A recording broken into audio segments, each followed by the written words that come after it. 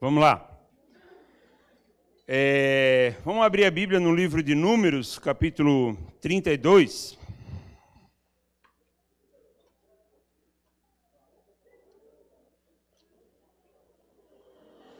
Números 32. Alguns dos irmãos sabem, a maioria sabe, nós estamos num plano anual de leitura bíblica. Sim, alguns estão lendo a Bíblia toda, alguns estão lendo trechos, né? Alguns estão fazendo um devocional, então são planos diferentes. Temos 5 planos em andamento, se eu não me engano. 5 planos. Então, você que não entrou, agora é tarde, tá? Então, era para ter entrado em janeiro, não dá mais tempo. Se quiser correr atrás do prejuízo, são 60 dias, assim, né? Mas, quem sabe? Muito tremendo, a gente lê aí por volta de, 4 capítulos a 1 capítulo, depende do grupo, né? E o grupo que está lendo a Bíblia toda já está passando aí por esse trecho, né? Onde estamos vendo a história de Israel, o começo ali. Então, eu queria ler somente agora o versículo 13 do capítulo 32, que diz assim, Números 32, versículo 13. Pelo que se acendeu a ira do Senhor contra Israel e fê-los andar errantes pelo deserto 40 anos, até que se consumiu toda a geração que procedera mal perante o Senhor. Vamos orar, então, pedindo a misericórdia do Senhor na nossa vida. Senhor, obrigado por esse momento, por essa palavra, Senhor, que o Senhor sempre nos coloca à disposição. Obrigado, meu Deus, pela possibilidade que temos, Senhor, de anunciar a Tua palavra de porta aberta. Obrigado por esse lugar, obrigado por esse bairro, por essa comunidade. Obrigado por cada irmão aqui. Que a presença do Teu Espírito Santo possa estar em cada um, Senhor, explicando, traduzindo, ministrando, Senhor, qual é a Tua vontade, o que Tu queres falar com a vida deles, de acordo com a realidade de cada um, Senhor. Em nome de Jesus, nós pedimos agora que o Senhor venha estar tomando os nossos ouvidos, nossos olhos, para estarmos atentos ao que o Senhor quer ensinar. Em nome de Jesus. Amém. Queridos, esse trecho aqui, eu sempre fico um pouco na dúvida sobre isso aqui, dos 40 anos, tal, que eles andaram errantes, né? Errantes, não sei se é a palavra, deixa eu ver. Errantes, no deserto, e eu sempre achei tudo isso meio estranho, né? Porque, na verdade, o trajeto é muito menor, do que 40 anos de caminhada. Mas a gente vai estar vendo um pouquinho sobre isso hoje e sendo ministrado, eu creio, tá? Vou pedir para a Gigi colocar ali no nosso data show o mapa dessa rota, mais ou menos, que o povo de Israel fez. Já está ali? Já está ali. Então, esse tracejado aí é a rota do povo de Israel quando eles foram libertos do Egito. O povo de Israel viveu por 430 anos escravo no Egito, até que Moisés surgiu aí para ser o libertador desse povo, né? Através, claro, da ordem do Senhor, mas a vida de Moisés foi usada ali para libertar o povo da escravidão do Egito, e eles saíram dali, da cidade de Ramsés, se eu não me engano o nome, é meio incerto essas coisas, tá, irmãos, que faz muito tempo, e a ideia era ir até a Terra Prometida. Então, vocês estão vendo aí um trajeto meio malucão, né? Foram e voltaram, deram uma volta e tal. E aquilo que poderia ser feito muito mais rápido demorou 40 anos para acontecer. E aí a gente lê esse texto aqui, eu vou ler de novo só para a gente absorver um pouquinho mais, tá? Números 32, 13 fala, pelo que se acendeu a ira do Senhor contra Israel e fê-los andar errantes pelo deserto 40 anos, até que se consumiu toda a geração que procedera mal perante o Senhor. Então, aqui está falando que o povo andou ali 40 anos em virtude, parece que é só isso, né? Do mau procedimento do povo, né? Da teimosia do povo, da rebeldia do povo. E é isso, pelo menos, que a gente costuma ouvir. Se o povo tivesse obedecido a Deus, não tinha demorado 40 anos, né? Ficou no deserto vagando porque eram desobedientes, tal, não sei o quê. E sim, esse versículo parece que mostra somente isso mesmo. Mas eu queria ler a situação aqui, porque ela não fala muito bem do que eu quero falar hoje, mas tem um ensinamento bem tremendo, não queria perder, tá? Então, assim, eles estavam nessa andança toda, daí lá, quase na finaleira, assim, tinha um rio chamado Jordão. Na verdade, o rio está lá ainda até hoje, né? Não é que ele tinha, tem. E não mexeram no rio. E aí, chegou ali, teve duas tribos e meia, que eram 12 tribos, né? Aí teve duas tribos, que é Gade, Ruben, e meia tribo de Manassés. Antes de atravessar o rio, eles gostaram daquela terra ali. Eles ficaram interessados, porque a terra era muito favorável para a criação de gado, e eles eram tribos criadores de gado. Então, eles já tinham se estabelecido um pouco, eu creio que deviam ter ficado um tempo ali. E aí, eles não quiseram ir para a terra prometida, porque eles gostaram daquele lugar. Então, eles foram para Moisés e falaram, ora, na verdade, a gente sabe que tem uma terra prometida, que é muito boa pelo que se fala, mas a gente queria ficar aqui mesmo, a gente não queria a terra prometida. E aí, irmãos, a Bíblia diz que a ira do Senhor se acendeu, né? Não nesse versículo ali, um pouco antes. Eu vou ler um pouquinho, só para a gente não perder bem o conteúdo do texto aqui. No capítulo 32 ainda, só um pouquinho antes, tá? No versículo 4, fala assim, a terra que o Senhor feriu diante da congregação de Israel é terra de gado, e os teus servos têm gado. Disseram mais, que era um representante da tribo de Gade, Ruben e meia tribo de Manassés. E os teus servos têm gado. Versículo 5. Disseram mais, se achamos mercê aos teus olhos, ou seja, se tu concordar com isso, dê-se esta terra em possessão aos teus servos, e não nos faça passar o Jordão. Porém, Moisés disse aos filhos de Gade e aos filhos de Ruben, irão vossos irmãos à guerra e ficarei vós aqui? Por que, pois, desanimais o coração dos filhos de Israel para que não passem a terra que o Senhor lhes deu? Assim fizeram vossos pais, quando eu os enviei a Cades Barneia a ver esta terra. Chegando eles até o vale de Escol e vendo a terra, desencorajaram o coração dos filhos de Israel para que não viessem à terra que o Senhor lhes tinha dado. Então, eu vou falar aqui, que acho que é melhor do que ficar só lendo. Moisés não gostou desse assunto, falou assim, vamos fazer de novo, igual os pais de vocês fizeram, que trouxeram um relato desanimador aqui, o povo ficou todo desanimado, porque os homens eram grandes, porque era difícil combater eles e não sei o quê.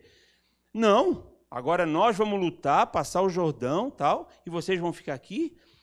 Daí eles propuseram uma coisa assim, tipo, a gente gostou tanto dessa terra que nós lutamos com vocês, a gente passa esse trabalho junto, conquista a terra prometida, como o Senhor mandou, para usufruir das promessas de Deus, mas nós vamos voltar para cá. Aí Moisés falou, então tá, que o meu esquema era, né, vocês recuar agora e a gente ficar com uma grande, enfim, né, com um desfalque aí no nosso pelotão.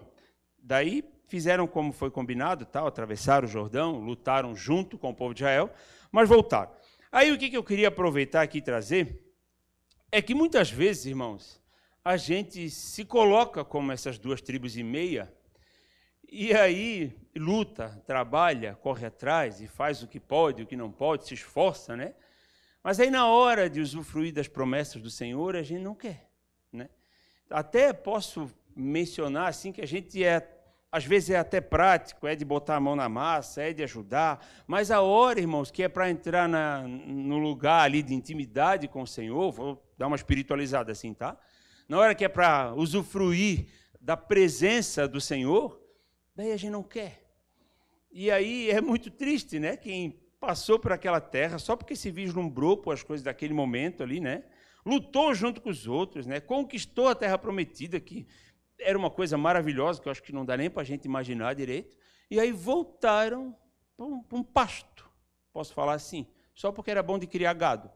Será que naquela terra maravilhosa não dá para criar gado? E assim, irmãos, a gente muitas vezes dá para trazer esse contexto para um monte de coisa da nossa vida, né? Tanto para as coisas desse mundo, a gente às vezes pode amar tanto as coisas desse mundo que deixa as coisas do céu de lado, deixa para depois. Isso aí né? Não me importa tanto, eu quero correr atrás, quero fazer meus gados procriarem, enfim, ser próspero e tudo mais. E não há problema nisso, mas desde quando isso não interfere no que é mais importante, que são as promessas de Deus, né? Aquilo que ele falou que ia preparar para a gente, mais ou menos aí num paralelo com a terra prometida, né? Como o Senhor falou, que a terra era muito especial, muito favorável aí para o povo de Israel. Então, irmãos, que a gente não resolva ficar aquém do Jordão e ficar por ali mesmo somente porque está cômodo. Amém? Glória a Deus. Então, daí, enfim, aconteceu isso, mas aí o Senhor foi se irando e trouxeram esse exemplo aí, igual aquela vez que foram lá os 12 espias, né? Espiaram a terra, 10 trouxeram um relato negativo e 2 falaram, não, peraí, vale a pena, né? Vale a pena, é muita coisa boa. Vamos enfrentar esse povo aí que é gigante e tal, não sei o quê. Porque vale a pena, a terra é boa demais, né? E aí ele está falando que por essas e outras, é mais ou menos nesse conceito. É por essas e outras que vocês ficaram 40 anos rodando no deserto, por causa dessa falta de maturidade, posso dizer assim. Mas, então eu só queria trazer o contexto da leitura, é esse. Mas, assim, por outro lado, queria trazer um pouquinho da realidade deles para vocês. Ô, Gigito, bota aquelas 3 imagens do deserto do Sinai que eu trouxe aí. Pode botar uma, depois outra, depois outra. Tá? Deve estar aparecendo aí, né? Não está aparecendo. Está aparecendo? Não? Tá. Então, aí vai aparecer as imagens do deserto do Sinai. Tá? Posso dizer para vocês que não é uma coisa assim interessante. Vou passar minhas férias lá no Sinai, né? Vou passar dias no Sinai, né? Vou passar uma semanada ou 2 semanadas para ver bem como é que é o Sinai, né? Então, a gente não está falando de 2 semanas, que talvez até seria o período necessário, já vamos entrar lá. Mas nós estamos falando de 40 anos, né, andando desse jeito. Eu costumo dizer que não tinha pedras no caminho, tinha um caminho nas pedras, né? Já falei isso aqui uma vez. Porque não tem nada bonito para ver, não deve ser fresco, né? Não deve ter água em qualquer lugar, nada ajuda, né? Agora, vamos dizer assim, que você andou 1 ano nisso. Tá bom, 1 ano, meu Deus, mas deve estar chegando. Não, tem mais 39. Claro, não sabia disso, né? Mas mais 1 ano, mais 1 ano, mais 1 ano, mais 1 ano. Daí não acaba nunca, né? E aí esse povo realmente começou a murmurar, começou a reclamar. A gente vai ver sobre, né? Mas aí não dá para condenar muito eles, porque eu e você, sem nunca nem ter pisado num deserto desse, vivemos reclamando. Nós temos, assim, muita facilidade na mão, mas qualquer dificuldadezinha que aparece, a gente já está reclamando, porque acha que a igreja tem que ser uma coisa que nos sirva, que nos complete, que nos complemente, que faça tudo por nós e por aí vai. Quando, na verdade, a gente só está aqui reunido para adorar o Senhor e servir ao Senhor, servir uns aos outros, servir a comunidade, essas coisas. Inclusive, foi isso que o povo saiu para fazer, mas eles perderam aí o fio da meada no meio do caminho. Quando Moisés foi lá, um monte de vezes, faraó, é assim assado, eu preciso sair com esse povo para que sirvam a Deus. Esse era o propósito, não era para ser feliz, apesar que eles seriam felizes, né? Porque eles eram escravos. Mas eles, eu preciso sair com eles daqui, porque a gente vai sair dessa terra para servir a Deus. Esse era o propósito. Não era simplesmente deixar de apanhar, né? Porque a essa altura eles já estavam apanhando muito, tendo muito trabalho, porque era um povo muito próspero, mesmo apanhando. E aí, irmãos, esse era o propósito do povo no deserto, e é o nosso propósito nessa trajetória também. Mas, por muito menos, a gente reclama bastante de pouca coisa, né? Então, não dá para condenar eles assim, porque a gente acha que eles são rebeldes. Porque estão reclamando do pão. Mas come 40 anos o mesmo pão. Mas você falou esses dias aqui, alguém, não me lembro, né? Então, assim, come só carne de codornizes, né? A gente também ia reclamar. Estamos com razão? Claro que não, né? Quem dava o pão era o Senhor. Inclusive, ele dava todo dia para que eles não precisassem carregar o pão. Já pararam para pensar nisso? Não precisava nem levar o pão, porque para onde a gente vai cair lá. E as codornas também não precisa carregar. Quando nós vamos para lá amanhã, daí amanhã vai cair codorna lá onde a gente vai estar. Então, Deus é tão assim tremendo que ele pensava em tudo, tanto nessa questão, claro, do transporte, tanto no alimento fresco, tanto no armazenamento, porque nós sabemos que não havia geladeira, né? Então tudo era muito difícil. Tanto é que ele disse assim, ó, colhe só o pão do dia. Não é para colher pão a mais, assim, porque eu vou dar todo dia. Aí teve uns incrédulos que foram lá e colheram mais pão. Muitos de nós faríamos isso também, acho que eu faria isso também. Colheram mais pão, eu vou guardar, porque ele falou que amanhã vai dar, mas vai que ele esquece, né? Vai que está dando pão para outra gente e a gente fica sem. Então, vou guardar. O que aconteceu? Criou vermes aquilo, bicho, né? Ficou aquela nhaca, né? Então, já não tinha água para lavar as coisas. Imagina aquele monte de coisas. Enfim, Deus pensa em tudo. Ele pensa em tudo, mas nós somos incrédulos, nós não confiamos. E aí ele tinha um plano certinho, né? Mas vamos voltar aqui. Então, por anos e anos, vendo essa imagem, né? Vendo esse horizonte, e aí começou a murmuração. Mas eu queria rebater essa ideia de que o povo rodeou somente porque era rebelde, tá? Nós vamos ler o livro de Êxodo, capítulo 13, tá? Êxodo 13.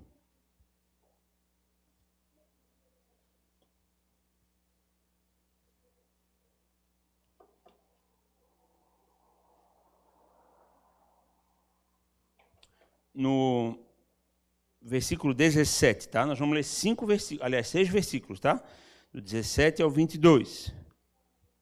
Então, Êxodo 13, do 17 ao 22. Isso aqui foi quando Deus começou a guiar o povo pelo deserto. Presta atenção. Êxodo 13, 17, fala assim: tendo Faraó deixado ir o povo, Deus não o levou pelo caminho da terra dos filisteus. Já explico isso. Posto que mais perto, pois disse, para que, porventura, o povo não se arrependa vendo a guerra e torne ao Egito.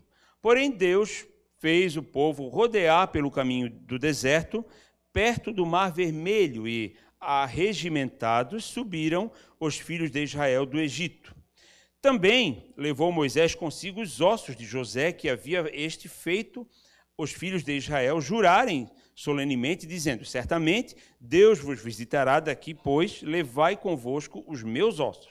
Versículo 20. Tendo, pois, partido de Sucote, acamparam-se em Etã, à entrada do deserto.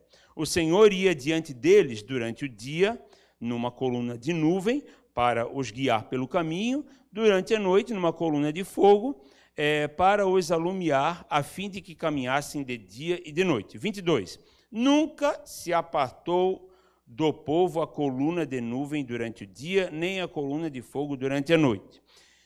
Então, queridos, nós lendo isso aqui, a gente já vê outra coisa. Eu acho que eu vou pedir para a Gigi botar o mapa de volta, só para vocês entenderem o que era o caminho dos filisteus. Às vezes fala caminho dos filisteus, às vezes caminho do mar dos filisteus. Está aí o mapa, gente? Tá. Então, assim, ó, o povo saindo dali, eu vou fazer mais ou menos o movimento como está lá, eles poderiam simplesmente ter rodeado o Mediterrâneo ali e ter chegado em Canaã. Rodeado não, né? Costeado.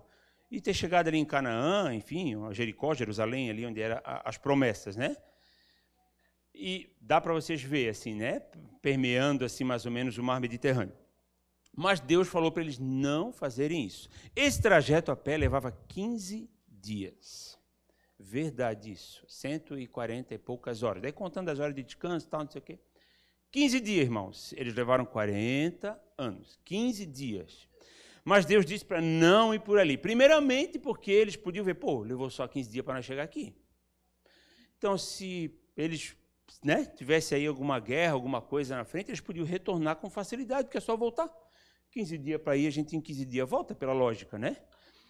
E aí é justamente para eles não se sentirem tentados a voltar para a escravidão que Deus mandou eles irem por outro lugar. Ah, era para durar 40 anos? Não sei, mas não era para ir pelo caminho mais rápido. Até porque ali era a terra dos filisteus. E aí sim, com certeza ia rolar a guerra, porque tinha ali povoados que não iam deixar eles passar. Eles, com medo, iam retornar. E era isso que o Senhor não queria para a vida deles. Então, o Senhor disse, não, desce e vai pelo Mar Vermelho. E aí aconteceu todo aquele trajetório pontilhado ali, que a gente vai ver mais detalhes daqui a pouco. Mas, irmãos, eu posso falar que essa volta maior, com certeza, foi a vontade de Deus. Que Deus disse para eles não irem pela terra do mar, o caminho dos filisteus, por ali, pelo mais fácil. Deus mandou eles darem uma volta mesmo. Então, para ajudar, tinha uma coluna guiando eles, de dia e de noite. Quando a coluna andava, eles andavam. Quando a coluna parava, eles paravam. Então, quem dava o ritmo não eram eles, era a coluna de fogo ou de nuvem. Depende do horário do dia, né? Então, foi o Senhor que foi conduzindo eles. E aí a gente vai vendo, irmãos, que esse deserto foi um caminho pedagógico mesmo, para eles aprenderem coisas que eles não sabiam. Nós estamos falando de um povo muito fraco na fé, um povo que tinha conhecido a Deus assim mais naquela circunstância. Lá não se tinha essa de adorar outro Deus. O Deus era Faraó, ou os objetos de culto do Egito, que sei lá o que era, mas era mistura de gente com cabeça de animal. Então não tinha essa de adorar o Senhor, tanto é que eles queriam sair dali para fazer isso, né? Então era um povo que não conhecia muito a Deus, eles eram meio cru, eles eram novos convertidos.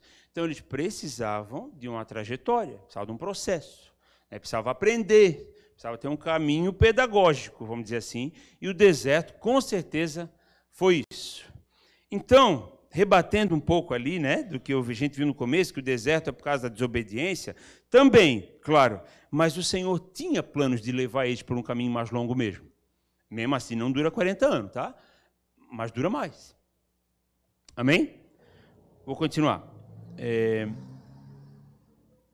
Deixa eu ver aqui. Aqui.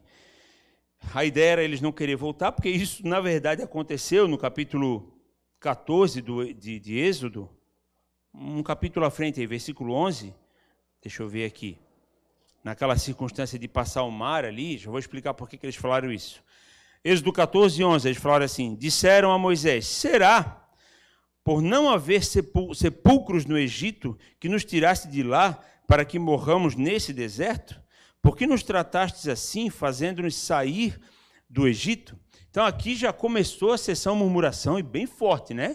Ele falou, não tinha cemitério suficiente no Egito para enterrar a gente, por isso trouxe a gente para cá, Moisés, foi isso? Então, começaram a afrontar tanto a autoridade de Moisés, quanto a vontade de Deus, a ordenança do Senhor de libertar eles, né? Deus tinha feito eles saírem, o Faraó deixou, daqui a pouco Deus endureceu o coração de Faraó, de novo, né? E aí o povo, o exército do Egito começou a perseguir eles, eles se viram encurralados entre o Mar Vermelho e o exército de Faraó, daí onde começaram a murmurar desse jeito. Não tinha cemitério suficiente no Egito para nós, agora tu faz a gente passar por uma dessa. Outra coisa está no capítulo 15, no versículo 22, está pertinho aí, tá? Quando não tinha água... mas aqui não está bem explicado isso. Vou passar mais um, tá? Capítulo 17, versículo 2, fala assim, contendeu, pois, o povo com Moisés e disse, dá-nos água para beber, respondeu-lhe Moisés. Por que contendeis comigo? Por que tentais ao Senhor? Tendo aí o povo sede de água, murmurou contra Moisés e disse, por que nos fizeste subir do Egito para nos matar de sede, a nós e nossos filhos e nossos rebanhos? E aí, irmãos, é no mesmo tipo, né, de murmuração que a gente viu ali. Então, logo, realmente, eles começaram a reclamar e sentir vontade de voltar. Reclamavam que não tinha carne, que não tinha comida, que não tinha peixe, que não tinha os legumes, e reclamavam de tudo, porque lá eles apanhavam, mas pelo menos comiam, era o conceito deles, né? Eu apanho, mas pelo menos eu sou sustentado ou sustentada. Irmãos, isso não funciona, não é assim. E aí, daí começaram a reclamar, e aí sim a gente vai entendendo por que o Senhor foi fazendo aí uma trajetória mais complicada com eles, para que eles não retornassem, né? No capítulo 13, voltando ali onde a gente estava, no versículo 21, já lemos da coluna, né? 21 e 22, que fala da coluna que mostra a direção, que a coluna dava direção e dava ritmo também. Era a coluna que se levantava, se movia, e eles tinham que ir junto ou não quando ela parava, né? Deus nos mostra o deserto como um lugar de preparação, de reencontro consigo mesmo e com Deus, um lugar de silêncio. Lá seria um local de dedicação e devoção ao Senhor. Aí, irmãos, a gente vai vendo que o deserto é um local onde muitas vezes o Senhor preparou para que a gente passe por ele, aí no caso o povo do Egito, e aí no caso outras pessoas também. Então, com isso, eu queria dizer assim que às vezes a gente fica meio entristecido por estar passando por uma dificuldade, mas muitas delas, irmãos, são provações, coisa que o Senhor está mostrando, te fazendo passar para que você amadureça, para que você deixe de ser uma criança na fé e seja um adulto na fé, seja maduro. Porque senão a gente reclama de tudo. Quando tem, reclama que tem pouco, quando tem mais, reclama que queria mais ainda, quando não tem, reclama que não tem, e nunca está bom, porque para a gente nunca está bom. E aí a gente vai vendo o deserto acontecendo na vida de outras pessoas. Não foi só na vida do povo de Israel que aconteceu o deserto. Né? Se a gente vê Abraão, Deus já mandou ele começar a caminhar no deserto, porque ele tinha uma coisa ali no futuro, né? Que era a terra prometida. Se a gente for ver a vida de Jesus, né? Antes de começar o ministério, ele foi levado para o deserto, e ali também passou por provações. Satanás começou a tentar ele, mexer na cabeça dele, tentar mexer, né, na identidade de Jesus, né? Se você é isso, se você é aquilo, faz tal coisa, tu não és o bom, né? Deserto aconteceu na vida do apóstolo Paulo também. Depois que ele se converteu, tal, ele ficou cego, daí ficou bom de novo. Daí ele começou a pregar em Jerusalém ali depois e não colou muito assim, porque ninguém dava muita trela para aquele que até esses dias estava matando os crentes, né? E aí, irmãos, ele se dirigiu para um deserto da Arábia e ficou lá 3 anos e meio de preparação. Então, a gente não tem que ficar triste se a gente está passando por um momento de dificuldade, de tormenta, de tempestade ou de deserto, né? Onde é um lugar de silêncio. Às vezes é o que está faltando para a gente. Parar um pouco, né? Calar a boca um pouco assim, escutar o Senhor. Né? Porque senão, irmãos, a gente só fica nessa correria do dia a dia da nossa vida e não sabe qual é o propósito pelo qual o Senhor nos chamou, o que nós somos chamados a fazer. E aí é difícil, eu sei, principalmente para os mais ativos, assim, né? Sossegar, mas tem hora que tem que sossegar.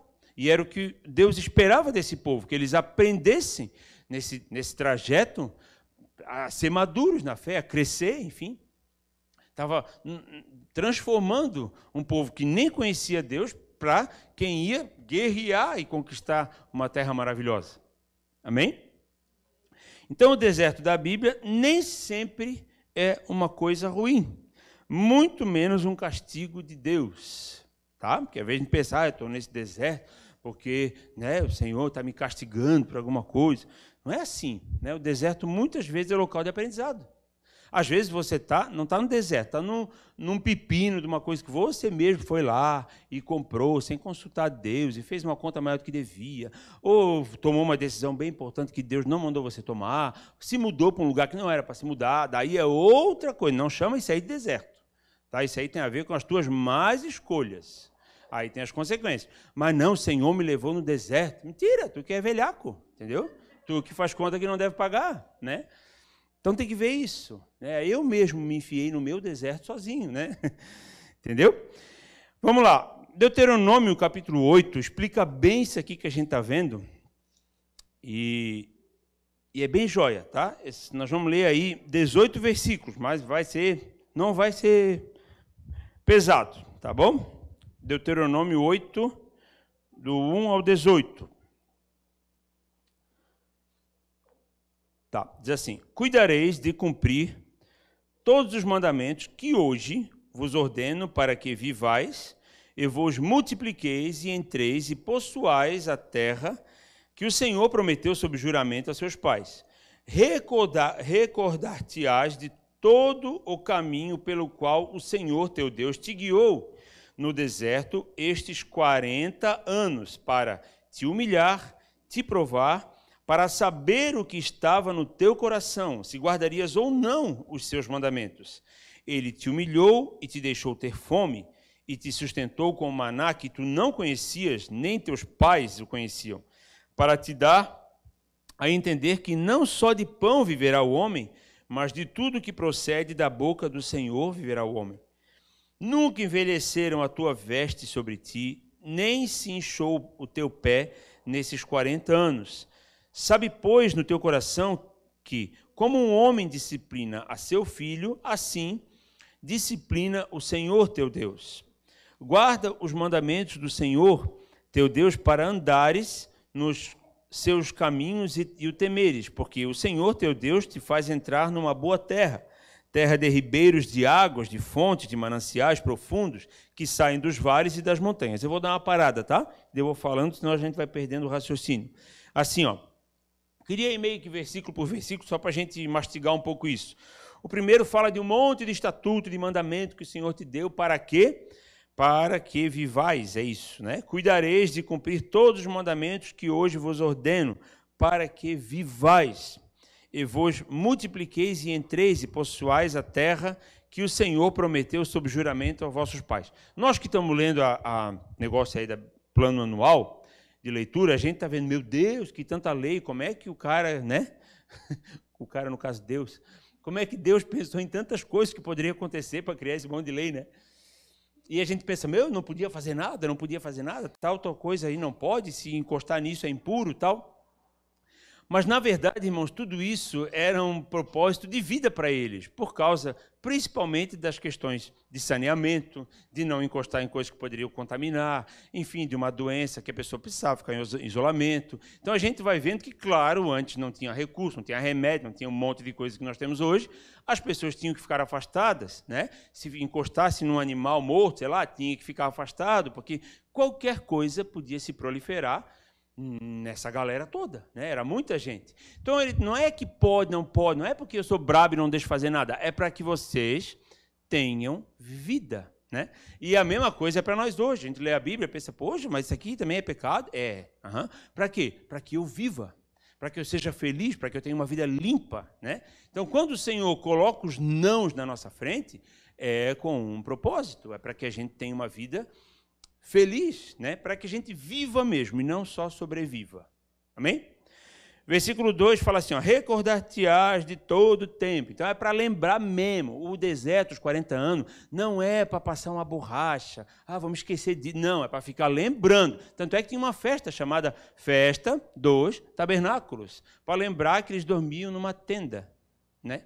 Fizeram uma festa anual e todo ano tinha que fazer uma barraca e dormir dentro. Para quê? Só para lembrar que eles passaram aquele perrengue, entendeu? Então, aquilo foi importante. Se Deus está mandando fazer festa para lembrar, é porque foi importante. E por que Deus fez tanta coisa com eles? Para saber o que tinha no coração deles. Era para limpeza. Tudo isso era para purificação. Se eles estavam rebeldes, baixa a bola, vamos desrebeldizar, né? Vamos servir ao Senhor, vamos obedecer. Era para limpar o coração deles. Aqui ele fala, tudo isso vocês foram afligidos porque eu queria saber o que tinha no coração de vocês. Versículo 3. Te humilhou, te deixou ter fome, sustentou com o maná que não conhecias, nem os teus pais conheciam, para te dar a entender que não só de pão viverá o homem, mas de tudo que procede da boca do Senhor viverá o homem. Vou ler o 4 também. Nunca envelheceu a tua veste sobre ti, nem se inchou o teu pé nestes 40 anos. Então, o Senhor estava trazendo provisão, né? Roupa para a gente hoje, quem sabe a gente não dá esse mesmo valor, né?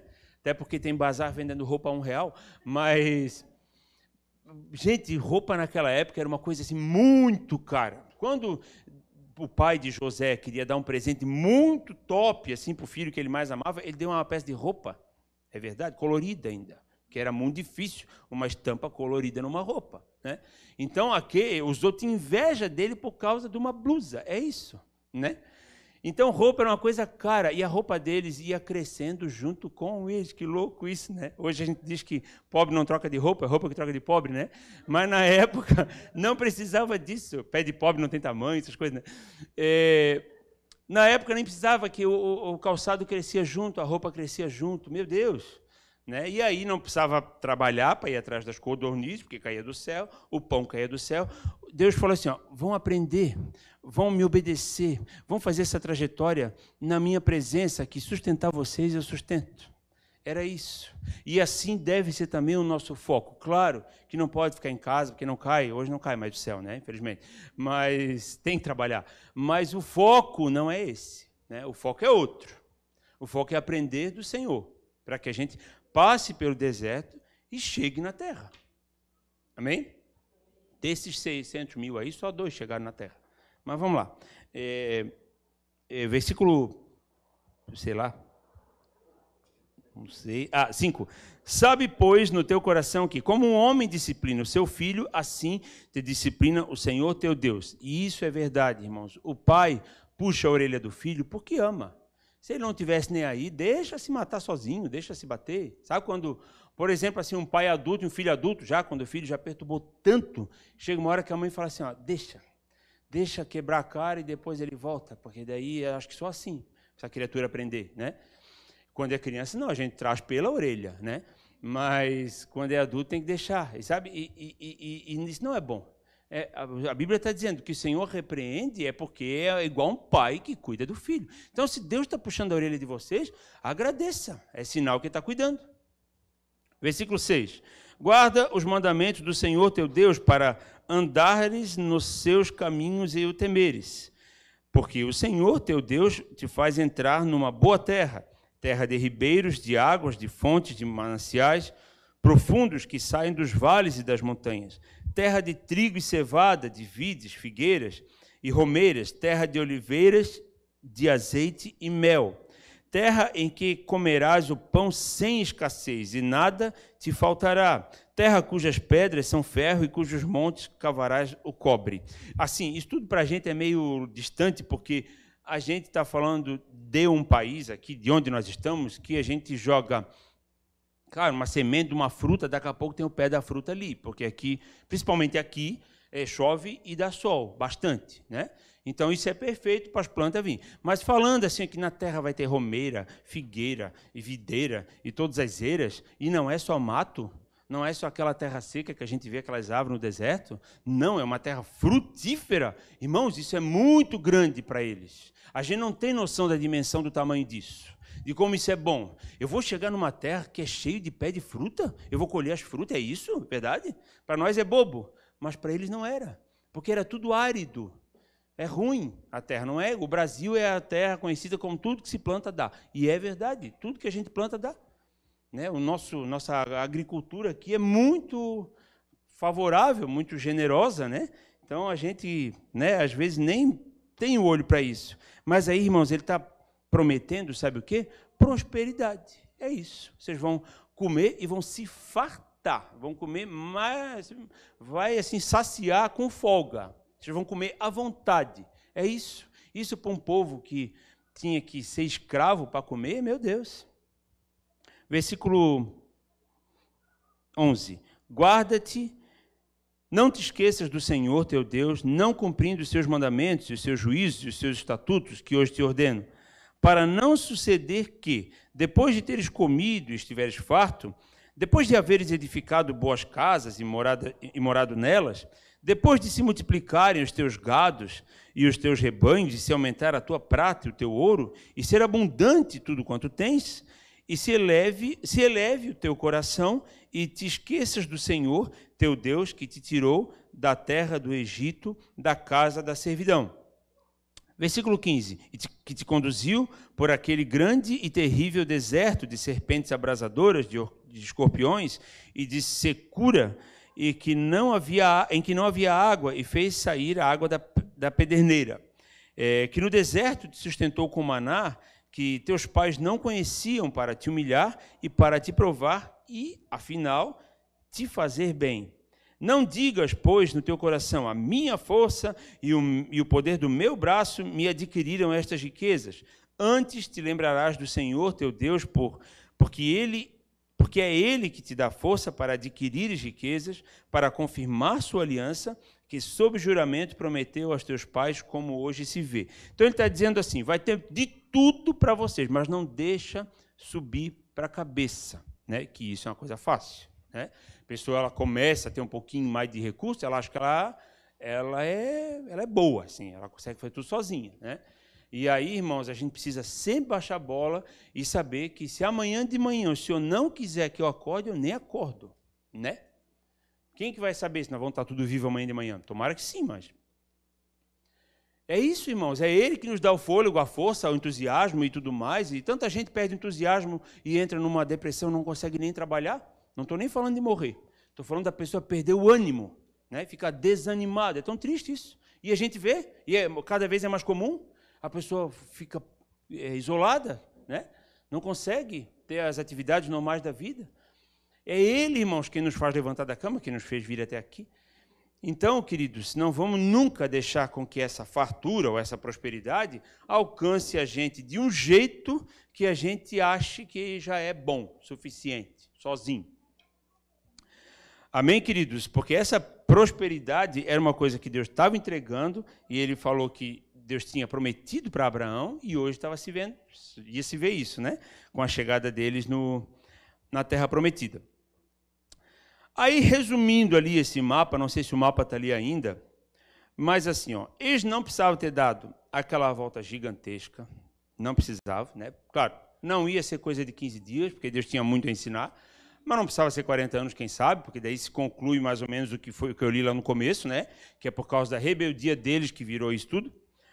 Não sei, mas enfim, né? Mas não precisava dar essa volta tão grande, porque tem umas coisas aí, né? Vocês estão vendo? Não precisava tanto tempo. Não precisava, irmãos, passar pelo Mar Vermelho. Acreditem nisso. Não precisava passar pelo Mar Vermelho, né? Deus fez aquilo porque Deus queria fazer aquilo, né? Deus queria mostrar para eles, ó, eu abri o mar para vocês passar a pé enxuto, que eu acho isso muito louco, assim, o pé enxuto. Porque não precisa passar pelo... Se vocês verem ali, o Mar Vermelho é mais para baixo, assim, né? Na verdade, hoje precisaria, porque agora fizeram um rasgo assim. Hoje, pode botar aí o canal de Suez aí. Hoje tem um canal que fizeram um rasgo assim por causa da navegação, né? Então, hoje eles teriam que passar por esse canal aí. Está passando o canal de Suez. Até esse dia tinha um navio trancado lá, meio enviesado. Esse dia faz um ano. É. Velho é assim, né? Tudo foi ontem. E aí... Agora tem isso aí, eles tinham que abrir o mar de qualquer jeito. Mas, na época, não tinha isso aí, tem 100 e poucos anos, esse canal. Então, assim, não precisava passar por Mar Vermelho. Eles podiam passar tudo na terra, e, inclusive, costeando, descer lá por baixo, como Deus falou, né? Mas Deus fez com que eles passassem por ali. E tem mais uma que eu não falei, que aquele povo lá, quando o exército de Faraó, quando, enfim, né, o Faraó endureceu o coração de volta e mandou pegar eles... E aí, irmãos, quando chegou lá, assim, ó, eles passaram a pé enxuto, quando o exército estava no meio do mar, as águas voltaram para o lugar. Então, não bastando o Senhor ter tirado de lá, o Senhor matou os inimigos deles, né? Eles foram mortos ali, inundados. Então, é muito tremendo, né? Parte daquele passado, aquele medo de que me descubram, ou que saibam o que eu fiz, ou que lembrem como é o meu passado, foi engolido pelo mar também. Como o Senhor é tremendo. Então, Deus tinha um propósito com esse negócio do mar. Foi Deus que fez eles passarem pelo mar. Eles não precisavam ter atravessado o Rio Jordão também. Nada disso precisava. Eles podiam ter feito um trajeto muito mais rápido.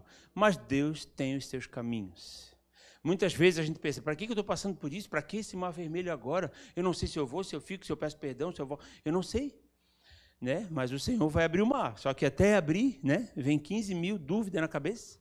E aí, irmãos, a gente fica pensando, por quê? Por quê? Por quê? É porque alguma coisa tem. Lá na frente eu vou precisar disso, né? Aquilo vai servir de lição para mim. Para finalizar, vou terminar meio cedo, mas é que eu já falei tanto também. Eu li um negócio de um cara que eu não sei direito quem ele é. Eu acho que ele era um filósofo, tá? Isso foi publicado em 1913. Mas eu não sei nem como é que se pronuncia o nome dele, então eu só vou ler mesmo, vocês acreditem em mim. A frase que ele falou, que ele escreveu é assim, ó: para esta tarefa de conquista da terra de Canaã, escravos teriam de se transformar em guerreiros, e para esta transformação, uma longa permanência no deserto se tornou essencial. E é isso mesmo, né? A gente quer sair assim da nossa vida de pecado e já está lá na frente, né? Pregando para as multidões e tal, não sei o quê. Vou trazer assim para um papo mais espiritual. Mas não é assim, né? Até o apóstolo Paulo, que por causa dele nós estamos aqui, ele foi 3 anos e meio para a Arábia, para ficar em silêncio, para escutar o Senhor, para aprender, para o Senhor colocar ele um pouco no eixo, para que não viesse em nenhum momento assim aqueles pensamentos, né, de mas eu sou inteligente, eu sou bom. Na verdade, eu tenho argumento para pregar, porque, meu Deus, olha quanto que eu já estudei. Eu aprendi com o melhor, que era Gamaliel. Daí Deus levou ele para um lugarzinho quietinho, fica aí, cala a boca, né? Eu tenho coisa para te ensinar, né? Baixa a bola, né? Daí tanto é que ele baixou bem a bola, bem. E ele dizia: tudo que eu sei, eu deixo meio de ladinho assim, ó. O importante agora é a graça, é Cristo na minha vida. Mas, na verdade, o Senhor acabou usando coisas que ele sabia, sim, né? Por exemplo, os vários idiomas que ele falava, a persuasão que ele tinha, mas aí foi Deus que quis usar. Ele não botou isso como carro-chefe. O carro-chefe, ele falava, é a cruz de Cristo. Eu não me glorio nessa minha sabedoria que eu tenho, ou enfim. Então, irmão, se você está passando aí, quem sabe, alguma coisa, talvez seja para baixar a bola, para a gente, né, dar uma recuadinha, ser um pouco mais humilde, esperar o maná cair, né? A gente não gosta de esperar o maná cair, né? Mas ali a gente tem que ser humilde, tem que esperar o maná cair. Caiu hoje, será que vai cair amanhã? Não sei, mas guardar não pode. Então, não vamos esperar, né? Certo, vai cair. Então, é uma dependência tremenda, irmãos. A gente tem muito o que aprender com esse povo deserto. Temos que parar de ficar apontando, dizendo que eles são os rebeldes, porque nós somos a mesma coisa, né? Mas vamos melhorar. Vocês entenderam, será? Não estão com cara de que entenderam, mas tá bom. Já estão se fingindo de morto, né? Amém, queridos? Vamos levantar para orar?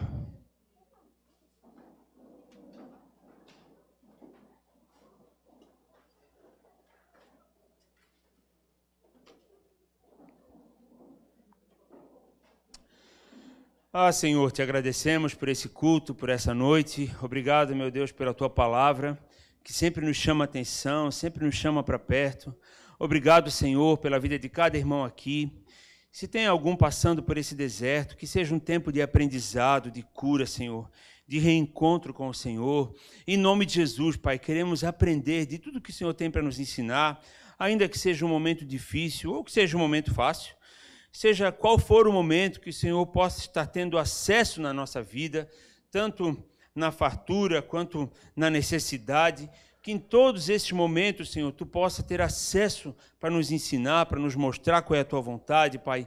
Em nome de Jesus, Pai, eu oro, Senhor, para que cada irmão aqui seja abençoado, seja próspero, seja feliz, seja, meu Deus, realizado na Tua presença, Pai. Em nome de Jesus, Pai, nós oramos, Senhor, para que as casas de cada um aqui sejam alcançadas, os filhos, os pais, os cônjuges, os sobrinhos, os parentes, os amigos, Senhor. Que a Tua presença esteja com cada um deles, Pai. Em nome de Jesus, Pai, abençoa, Senhor, toda a atividade deles, todo o trabalho das mãos deles, Pai. Abençoa essa semana, Senhor, que seja uma semana tremenda, Senhor, na Tua presença e que a Tua palavra venha encontrar lugar, Senhor, no coração de cada um. Em nome de Jesus. Amém, queridos? Deus abençoe vocês, Deus abençoe os irmãos de casa, quem vai estar vendo isso posteriormente, e glória a Deus.